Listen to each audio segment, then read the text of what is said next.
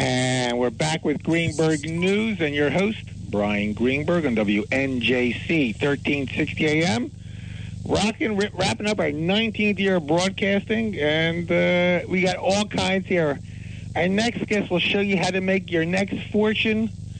It's the business of America's marijuana revolution, why a Wall Street model is needed for the emerging industry to succeed. We have Steve Janchik. Did I get your name right, Steve? Actually, Steve Janich. Yanni, I was so close. It was by like a country mile. CEO of Amercanex. That is correct. Is that right? Did I get that right? Or I can't read for a squat today.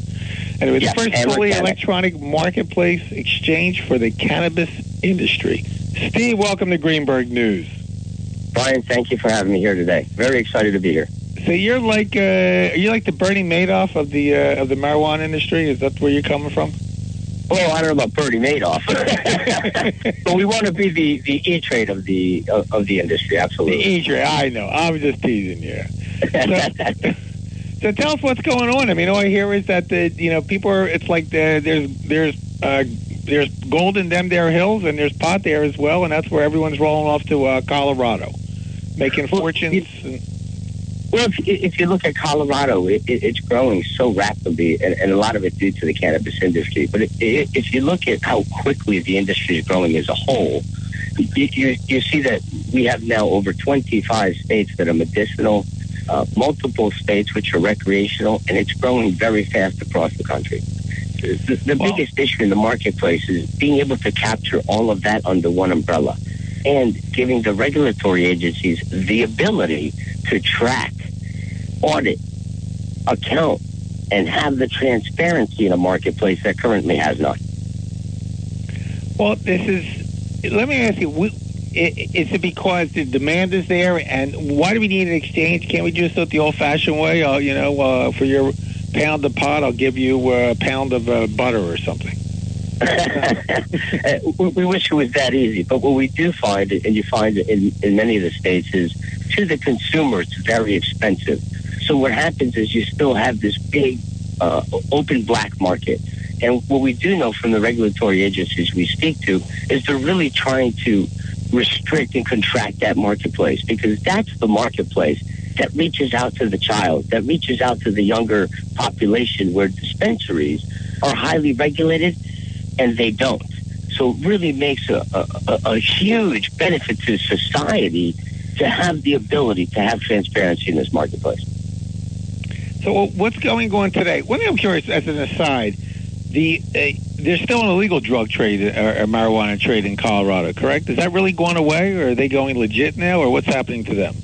No, see, and that's the biggest issue. Because the costs are so high in the marketplace, you still have roughly 35 to 50% of the consumer still going to the black market. So what we're trying to do is help lower those costs. And until you get the regulatory agencies to lower costs of compliance, what you're going to find is the costs are going to continue to go up, and that black market's going to continue to grow, where we want to see it contract. Well, it seems like in the, quote, legal industry, the costs are, like a third higher than what's illegal pricing? That's correct. I heard about that. I wasn't out there shopping, mind you. I just want that clear to my listeners there. But so, while it's good to say, okay, I'm going legal and I'm going to buy this, I mean, why would someone, I guess the other issue is the quality, the process, and so forth, that you're not really unsure what you're getting when you buy it illegally. Well, it's that, but also when you buy it illegally, the transaction is dangerous. It could be in an alley, it could be in a backyard. So that entire transaction process is very dangerous. So bringing that off the black market gives tremendous value to the consumer. But I mean, the other issue, of course, is I would take it when you're buying it legally, you have more of a confidence or some confidence that's what you're actually purchasing as well. Sure, they're highly regulated, so they have an entire grading process, so you know exactly the makeup of each individual plant and its potency. But I guess what I'm getting at, so now today, since you have this big price disparity, but how much, what do you think is the numbers between legal versus illegal purchasing there? Well, we're seeing, and we've read many articles, but you're still seeing roughly 35 to 50% of the trade still being in the illegal trade. So basically, the people who are of less means will pay the lower price, and those who are willing to, quote, have more reliance, less of a, concern, they don't want to be fearful for their life and whatnot, they're the ones who are spending a third more for the same product then. Correct. And as we've seen in all types of products from Wall Street to Main Street, what we have seen is as the markets become cheaper to transact in, eBay, Amazon, as you have a cheaper transaction, it really gives everybody the ability now to go ahead and buy where they should. Wait, you can buy this on eBay now? I think it's coming. So now that'd be interesting. But I would think it's because it's federally it's illegal. I can't see how they could put that on eBay. Well, they couldn't. But what we do know is it's growing so quickly. And if you look at just the past year, the amount of states that have gone medicinal, the amount that are recreational, and the ones that are currently going to put it on the ballot in November, it's growing so fast that we do know that the federal government, if you look at just Washington, D.C., which recently decriminalized marijuana, you're finding that it's growing so fast across the country. Yeah, I heard that Obama got busted smoking a joint out on the park bench near the White House. And that was the impetus to decriminalize. Right. You can't have our president being busted for smoking a joint. That's not cool. So right. Well, remember Clinton didn't inhale. Thank God, because if he had, who knows how his life would have changed or been altered as a result. Absolutely. So now, I got another question for you about usage. Since the legalization in Colorado, is usage up?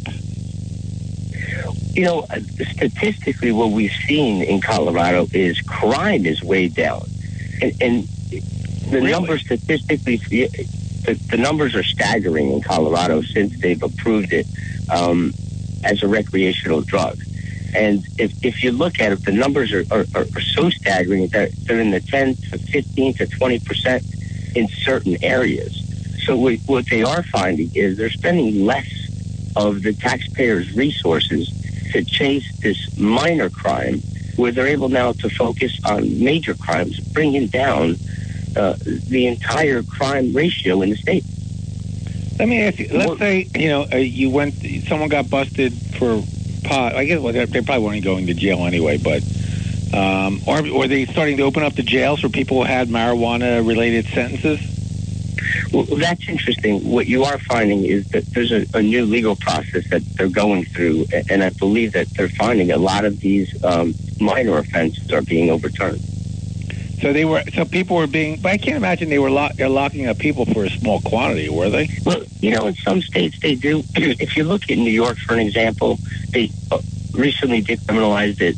The mayors are really not focusing on crimes that, once they get into the process are sent right back to the street. There are millions of dollars spent on these petty crimes that really shouldn't be spent. So our resources now are being spent where they should be. Also, if you look at Colorado and if you look at the Denver area, the creation of jobs, they have the lowest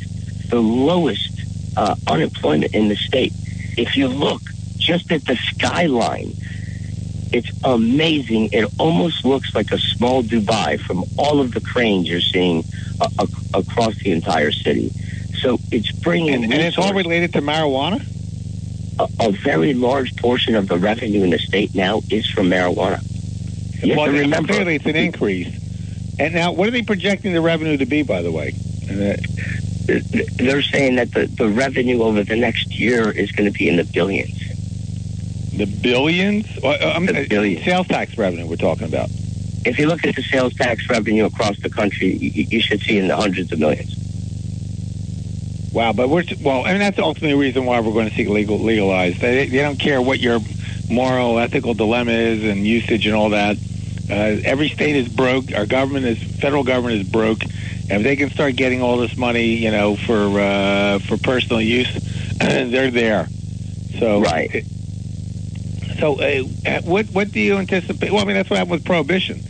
Again, it was all this crime, all this murder was caused by its illegality, and that all changed the day they made it legalized. And that was actually President Roosevelt's highest moment as a president when he went and legalized it. Right, and that's that's exactly what you're seeing in Colorado right now. Mm. Yeah, I'd heard that they were projecting around $1 billion in revenue, and I guess they must probably have like a 7% sales tax. So therefore, you're getting $70 million, but they're going to get a lot more than that, is what you're telling me. Yes, the numbers are much greater than that. The problem has been, and this is our solution, the problem has been the trackability. They really don't have a good handle on exactly what's being disseminated through the state. When you make this an electronic market, you have that transparency, so the regulators can really post and publish true and detectable numbers. So, and you're saying they don't know what the volume is yet. Well, I mean, if once you file your sales tax each month, wouldn't that be? Well, so what's the big deal? All they know is that people are paying sales tax. Isn't that what's important? Right, but you have to remember it's a cash business, and what you're finding, I think, is a short, record numbers in transactions, but a shortfall in the revenue coffers. So we're also noticing that that black market exists. So even though some legal grows sell a majority of the product through the front door, a portion of the product still goes out the back door. So there's a gap in revenue, and unless you make this a venue where you have the transparency to be able to see each and every transaction, you're going to have that disparity throughout time. And we've seen this in all of the markets on Wall Street. The reason that all the derivative and over-the-counter markets and products have gone onto exchanges and or electronic platforms is for this reason.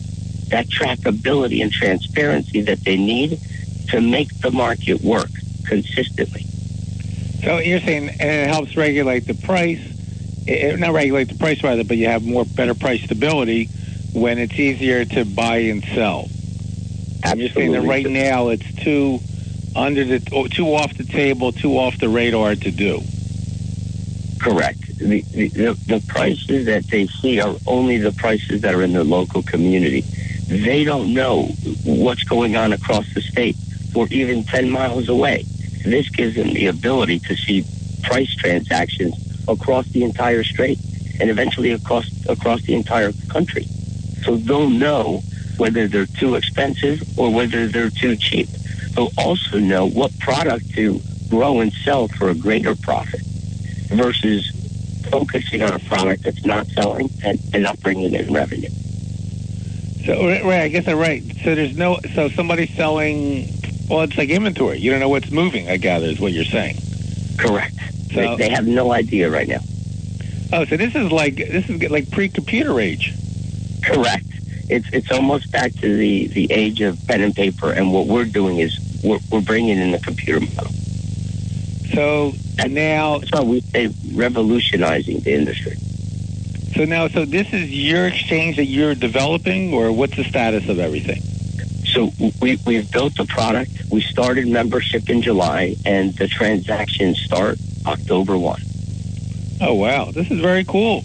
I'm talking to the next Bezos there. Is that another Jeff? Is that the deal here? You're going to be another Jeff Bezos or Bezos, whatever the hell his name is? Yeah, we're very excited. If we could even get halfway there,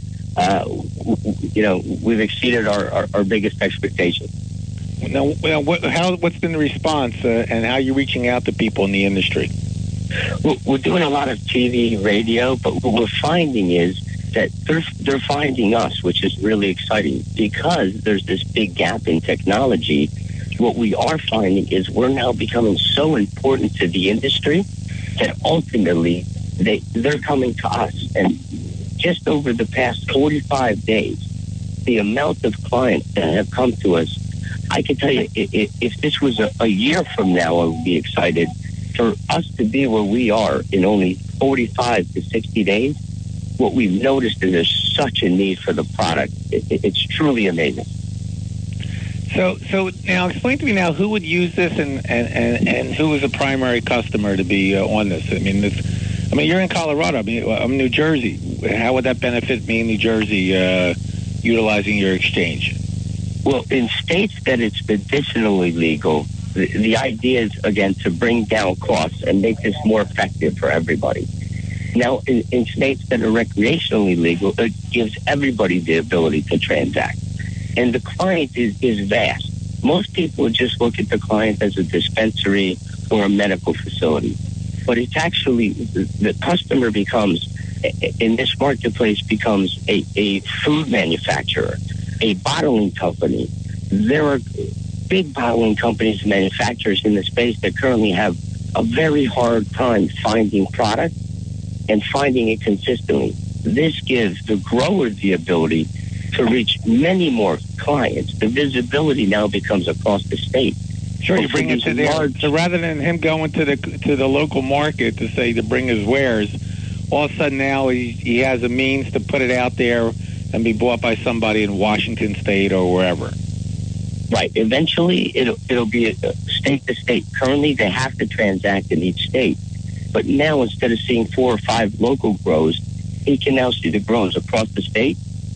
And that price transparency and the ability for everybody to fight for his business will lower costs. And we also grade, transport, and store the product for them if they use all of our services. So you're actually doing inventory as well. So literally at the click of a button, all they have to do is sit back and wait for the product to show up at the door. Wow. So, and I take it nobody else is doing this or even thought about this, I gather. You know, we're the first ones to market with this type of a product, and what we've used is our accumulation of roughly 40, 50 years on Wall Street, and I myself have managed some of the largest foreign exchange electronic desks, so we're very, very well versed on the electronic marketplace, and we've now brought that to cannabis. So what did you do on Wall Street?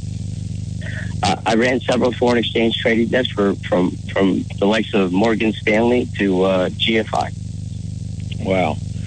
So now you're selling stock? Can I buy this or what? No, currently, that's our goal, right? A big IPO like Facebook. Absolutely. Now we're talking here, Elliot. I mean, let's get it rolling. If you notice, my team is a combination of years of Wall Street, many of us from the Morgan Stanley and the financial world. So we do bring very good regulatory knowledge as well as very good knowledge in the e-commerce industry, which that's what we're opening up here. And as we've seen on Wall Street, it does consistently lower costs, and it really does break that down to the consumer, which is what's needed in the marketplace. This is all very cool, Steve. Hey, I wish you the best. Please keep me posted. And I want to know, and I want to be there. You're going to be on the opening bell when you guys launch. We'd love to have you, Brian. Thanks so much for having me here.